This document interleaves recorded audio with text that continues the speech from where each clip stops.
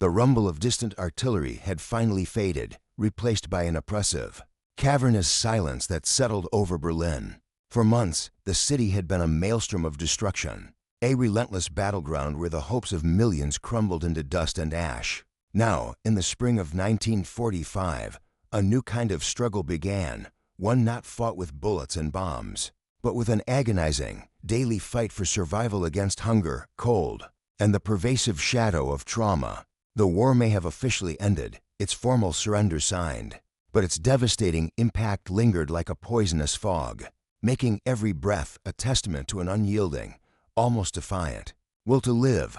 The sky, gray with smoke, pressed down on the ruins, a constant reminder of the aerial hellfire that had rained down.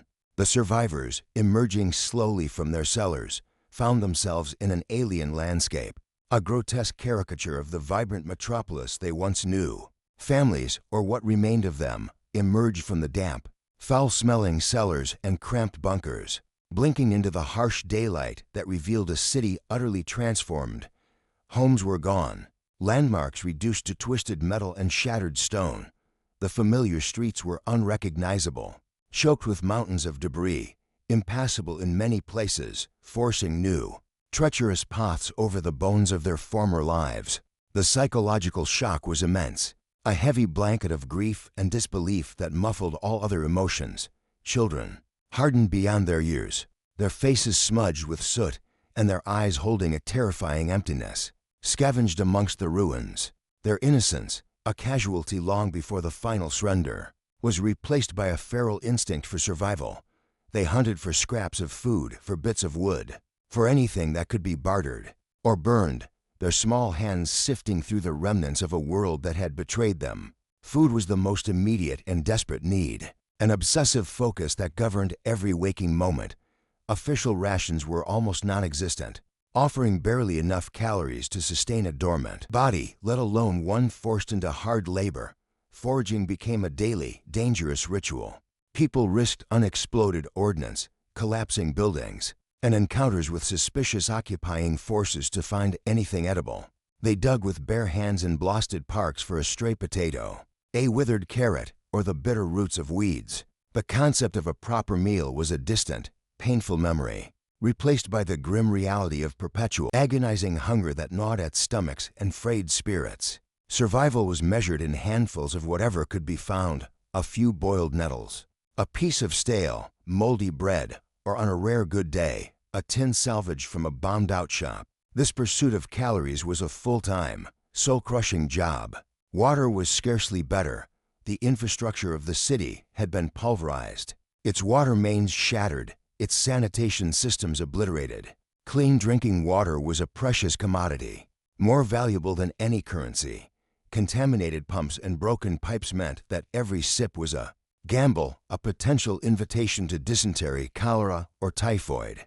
Long, silent queues formed for hours at the few functioning hand pumps, people patiently waiting with buckets, pots, and canisters for a few precious liters, often under the watchful, indifferent eyes of soldiers. The constant threat of disease loomed large, a secondary predator stalking the weakened population, adding another layer of pervasive fear to the daily struggle. The simple, biological act of quenching thirst became an arduous, day-long task, highlighting the fundamental, terrifying breakdown of basic civilization. The lack of shelter was a cruel irony in a city of rubble. Millions were homeless, their houses destroyed or rendered structurally unsound, open to the elements. Makeshift shelters sprang up in the gaping mouths of cellars, in the shadows of ruined buildings, or even in large, fractured concrete pipes. These hovels, constructed from salvaged wood, corrugated metal, and tattered canvas, offered little protection from the rain and wind. Winter was a terrifying prospect, a looming monster promising death by freezing. With no heating, no glass in the windows, and no proper insulation, the cold seeped into bones. People huddled together for warmth, burning whatever furniture fragments they could find, their breath pluming in the frigid air of their own homes. Every day it was a battle against the cold, against the damp, against the relentless discomfort of living in the open ruins. Amidst the endless physical hardships, the psychological toll was immense, a silent epidemic consuming the survivors. the air was thick with grief, guilt, and the lingering, visceral terror of the war. The nightly bombings, the street fighting, the losses, it all remained. Many suffered from shell shock, a silent burden that manifested in uncontrollable tremors, vacant stares, horrifying nightmares, and profound social withdrawal. The loss of loved ones, the complete and total destruction of their lives, and the grim, crushing uncertainty of the future created a landscape of internal devastation, as profound as the physical ruins around them. There was no one to talk to, no therapy, no word for the trauma. People simply carried it, a heavy, invisible weight that bent their backs as much as the rubble they were forced to clear.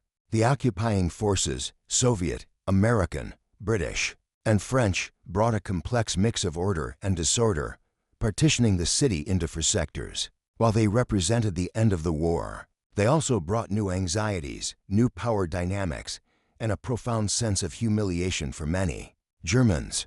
Their presence was overwhelming. Tanks and jeeps navigated the rubble-filled streets, and soldiers with foreign languages became the new arbiters of daily life.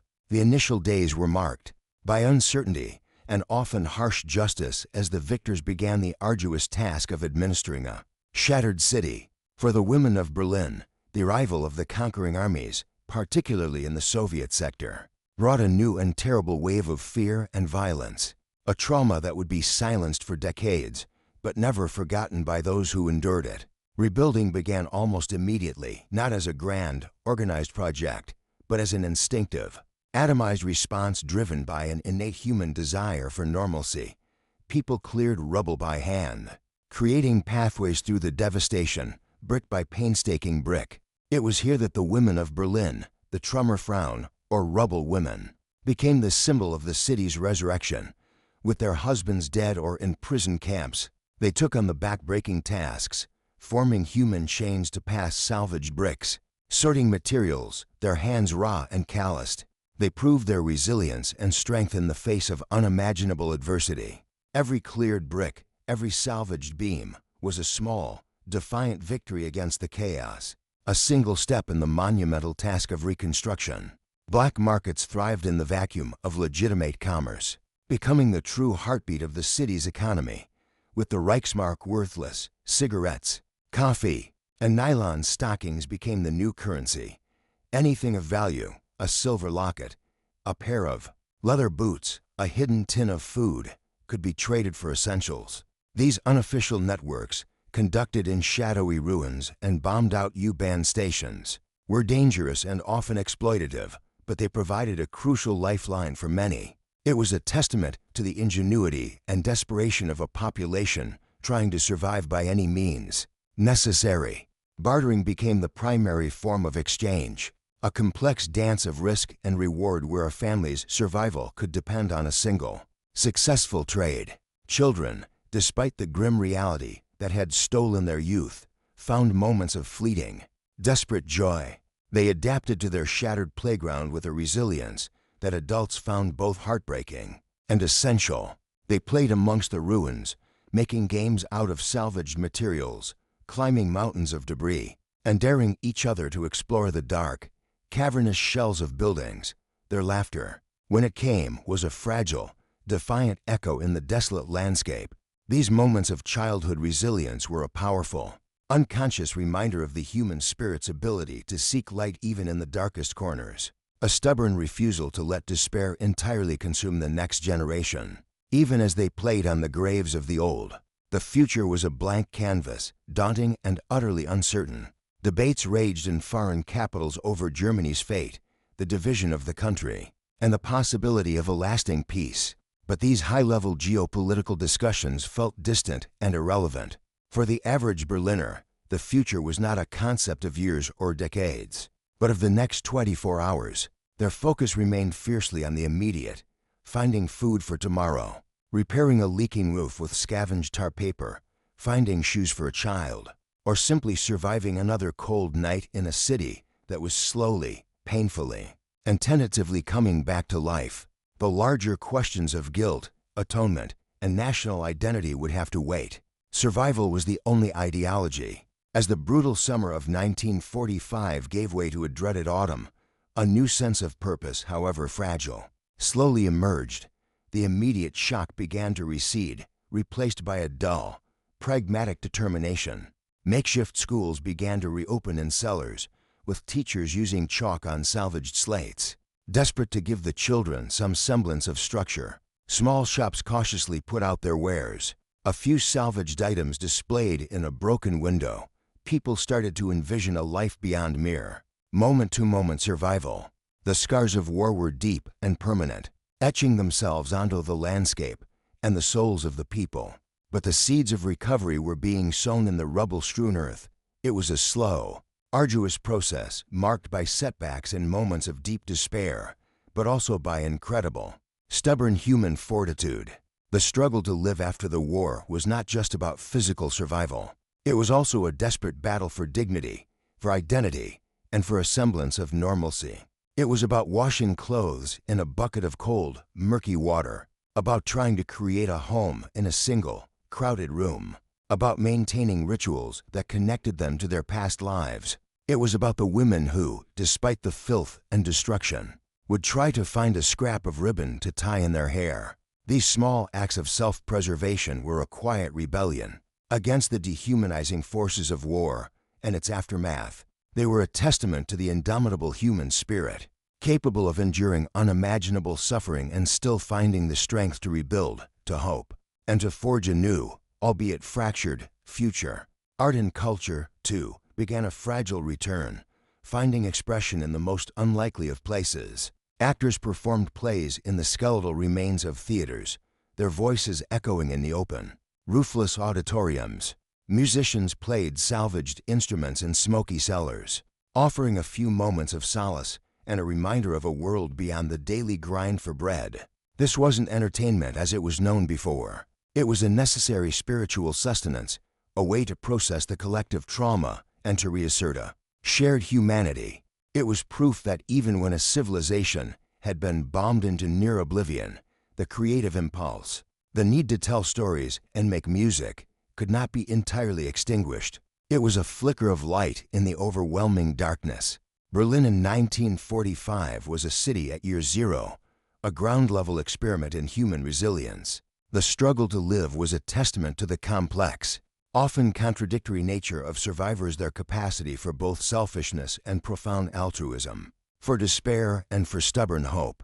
The foundations of a new world, one that would soon be defined by the Cold War and the stark division of their city, were being laid in that rubble.